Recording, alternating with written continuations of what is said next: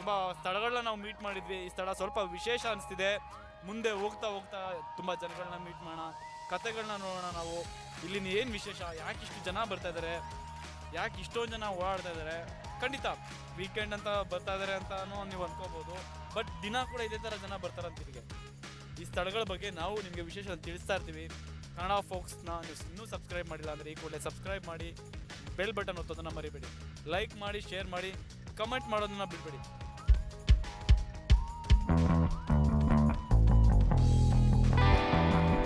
ಕನ್ನಡವೆಂಬುದು ಮಾತಲ್ಲ, ಬರೀ ಸಾಹಿತ್ಯವಲ್ಲ, ಪದಗುಚ್ಛವಲ್ಲ, ಆಡಂಬರವೂ ಅಲ್ಲ, ಅದೊಂದು ಜೀವತೆನೆ.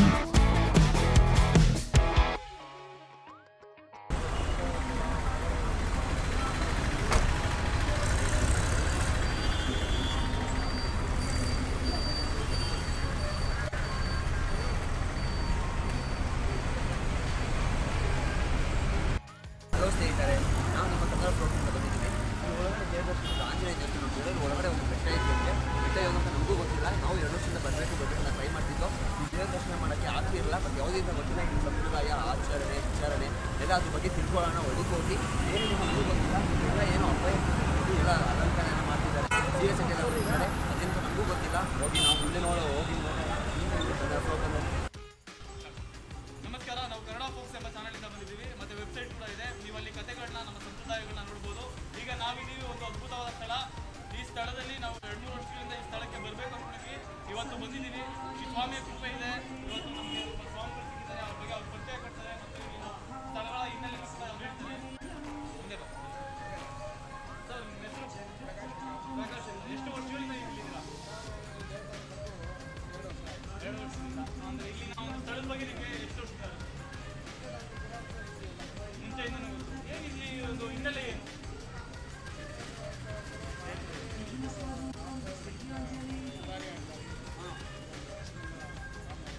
ಸೊ ನಾವು ಒಳಗಡೆ ಹೋದ್ರೆ ಯಾವ್ಯಾವ ಸ್ಥಳಗಳನ್ನ ನಾವು ನೋಡ್ಬೋದು?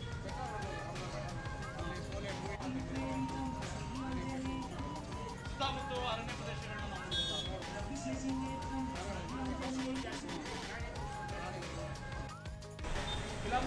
ಇತಿಹಾಸ 108 ಪಿಕ್ಚರ್ಗಳು. ಡಾಕ್ಟರ್ ರಾಜ್ಕುಮಾರ್ ಅವರ 108 ಪಿಕ್ಚರ್ಗಳನ್ನ ಇಲ್ಲಿ ತೆಗೆದಿದ್ದಾರೆ. ಅದು ಕೂಡ ಒಂದು ಇತಿಹಾಸ. ನಾವು ಮುಂದೆ ಹೋಗ್ತಾ 4 ಜನ ವಿಚಾರಿಸೋಣ. ಬೇಕಾದ್ರೆ ನೀವು ಇವ್ರು ಹೇಳೋದನ್ನ ಏನೋ ಒಂದು ಕೂಲಂಕುಷ ಇದ್ರೆ ಅವ್ರದ್ದು ಇತಿಹಾಸದಲ್ಲಿ ನಿಮ್ಗೆ ಸಿಗುತ್ತೆ. ಡಾಕ್ಟರ್ ರಾಜ್ಕುಮಾರ್ ಅವರ 108 ಚಿತ್ರಗಳನ್ನ ಇಲ್ಲಿ ಚಿತ್ರೀಕರಣ ಮಾಡಿದಾರಂತೆ. ಮತ್ತು ಶೋಲೆ ಚಿತ್ರೀಕರಣ ಕೂಡ ಇಲ್ಲೇ ಮಾಡಿದಾರಂತೆ. ಇಲ್ಲೊಂದು ರಣಹದ್ದುಗಳ ಪಕ್ಷಿಧಾಮ ಕೂಡ ಇದೆಯಂತೆ. ಹೋಗ್ತಾ ಹೋಗ್ತಾ ನಾವು ವ್ಯಕ್ತಿಗಳನ್ನ, ಜನಗಳನ್ನ, ಅಲ್ಲಿನ ಆಚರಣೆಗಳನ್ನ ತಿಳಿಸ್ತಾ ಹೋಗ್ತೀವಿ. ಸರ್, ನಿಮ್ಮ ಹೆಸರು? ಶಿವಣ್ಣ. ಅವರಿಗೆ ಧನ್ಯವಾದಗಳು.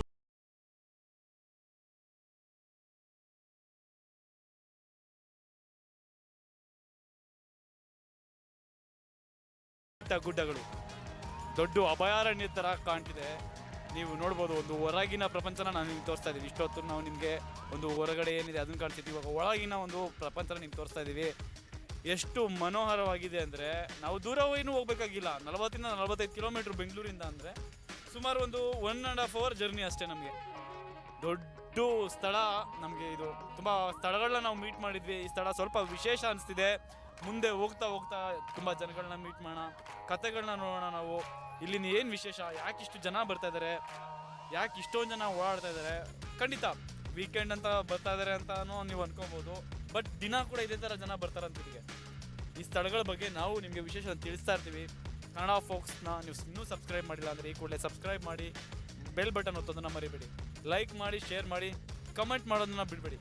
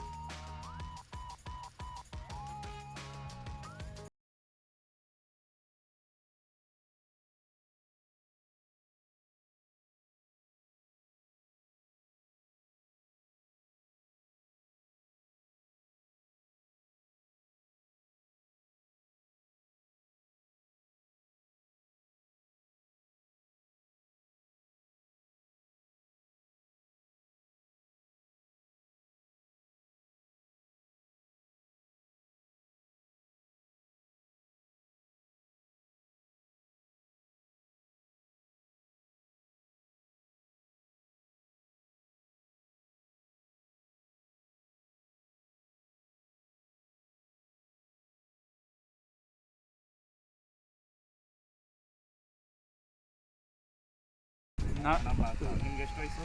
ನಮಗೆ 55. 65. ಎಷ್ಟು ವರ್ಷಗಳಿಂದ ಇಲ್ಲಿದ್ದೀರಾ? 40 ವರ್ಷ ತಮಿಳ್ನಾಡು. ತಮಿಳ್ನಾಡು. 40 ವರ್ಷದಿಂದ ಇಲ್ಲಿದ್ದೀರಾ? ಹಾಂ. ಎಷ್ಟು ವರ್ಷದಿಂದ ಬರ್ತಿದ್ದೀರಾ? ಈಗ ಫಸ್ಟ್ ಬಂದಿರೋದಾ?